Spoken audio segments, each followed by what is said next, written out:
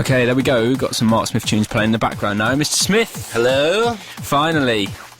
Yeah, this is going to be probably the most winged interview in the world. I like that finally statement. What's that meant to mean? I mean, it's taken me about 20 minutes to set this microphone up, and as you know, we're somewhat pushed for time. Yeah, just a little bit. So yeah, there's apologies to people if there's crackles and pops and the levels aren't perfect on this interview because we haven't got time to do anything about it. Mark apologises in advance if he does swear. I've forewarned him that Crafty Radio is a family radio station. And I am Scottish, so it's part of my dictionary. Yeah, so it's after the watershed anyway, so don't bother contacting Ofcom or anything. You can, yeah, well in fact that could be you, Jay. We've also got Jay, Mark's Force 9 partner in the studio as well, so you can act as some sort of censor if you want. That's alright. He's Scottish as well, so he'll probably be adding to the noise. Right then, okay.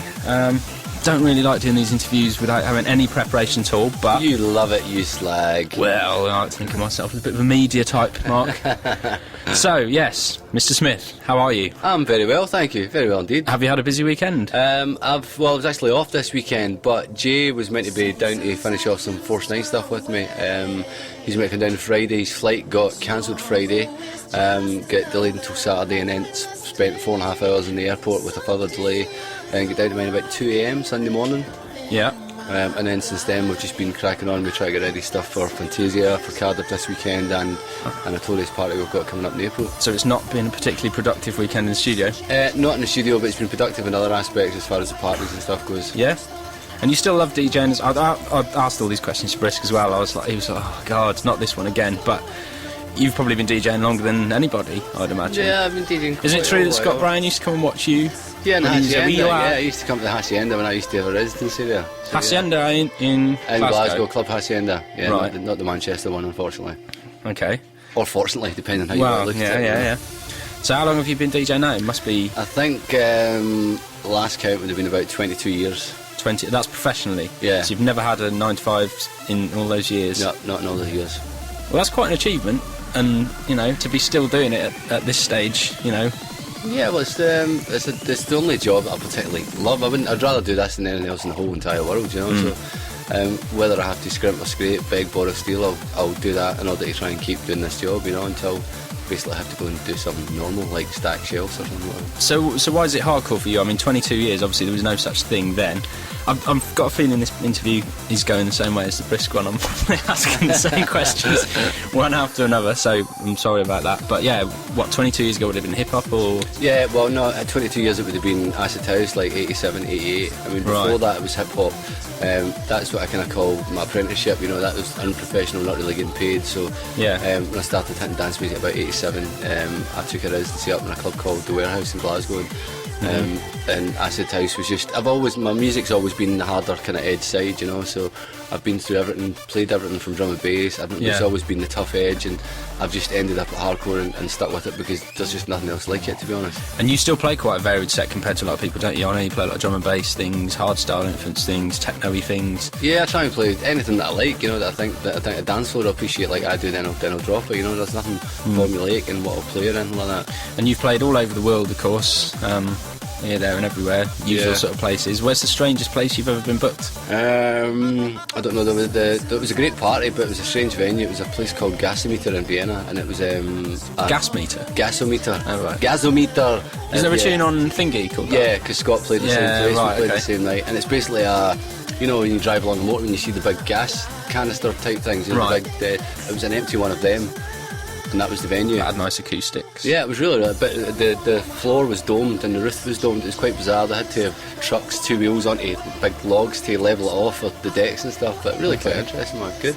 So yeah, you're still out there travelling, doing dates in the States, Australia and everything? Yeah, so I'm off to New York in April, and then off to Arizona May, back out to Spain in June, and a couple of other things we'll just try to tie up just now for Australia for the end of the year, maybe October, November. And what do you think sets them apart? Do you think it's the same vibe over there in America and Australia, or do you think it's still in its infancy? A lot of people say, I think when I go there, or other people, it's how I imagine it was over here 10 years ago. People seem to be it seems a bit more underground, you know what I mean? There's not so many nightclub venues, there's not so many I think places like Australia, not too sure about America, but places like Australia, they used to have the nightclub venues, you know, and it kind of died a death there for a little while, but then it's come back up and it's back to the big massive halls and arenas and stuff like that. So I mean, I think it's the same everywhere you go. It's just a different aspect because it's a different kind of culture, you know. Yeah. And do you think the interview's going well so far? Yeah, it's going really well indeed. Although I can see my food sitting there waiting in the eat. Right, well, here's a question I didn't ask, Brisk, right? I turned the screw on this microphone stand to get it into this sort of radio position you see now, and it hurts even more. Do you think it's broken? What, the microphone stand or your finger? No, my finger. I wouldn't be able to turn it, yeah, surely. I was just about to say, you wouldn't be able to squelch it like that if it was broken without jumping out of this chair in extreme pain, but no. Do you want me to bend it for you and see if it's broken? No, you're alright. I've heard you're a bit of a bender. Hey. But no. He's here all week, folks. Hey. Feels like I am. How long have we done now? That's not bad. Okay. We're almost a quarter of the way there. Yeah, it's all good, man.